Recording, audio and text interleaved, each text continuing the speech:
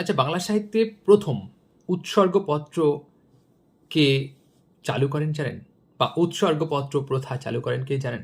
যদি না জেনে থাকেন তাহলে অবশ্যই তার জন্য এই ভিডিওটি।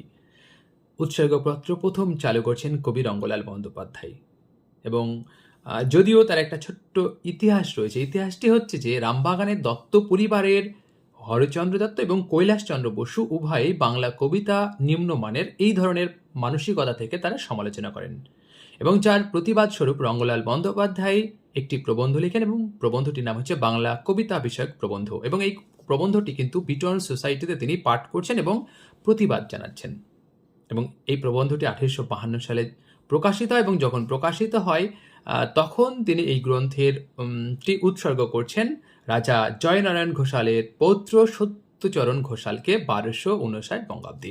এবং উৎসর্গপত্রটি কি ছিল তার যৎসামান্য অংশ একটু দেখে নিই। উৎসর্গপত্রটি এরকম ছিল: মঙ্গলাচরণ পরম পূজনীয় শ্রীযুত রাজা সত্যচরণ ঘোষাল বাহাদুর শ্রীচরণা অম্বুজেশু। আরও অনেকটা রয়েছে। লাস্টে এইভাবে তিনি উল্লেখ করেছেন যে সেবক শ্রী রঙ্গলাল বন্দ্যোপাধ্যায় এবং বাদিকে রয়েছে খিদিরপুর 2রা জ্যৈষ্ঠ 1259 বঙ্গাব্দ। এই হচ্ছে বাংলা সাহিত্যে প্রথম উৎসর্গপত্র প্রচলনের ছোট্ট একটা ইতিহাস বা কাহিনী, যাই বলুন না কেন, এটাই।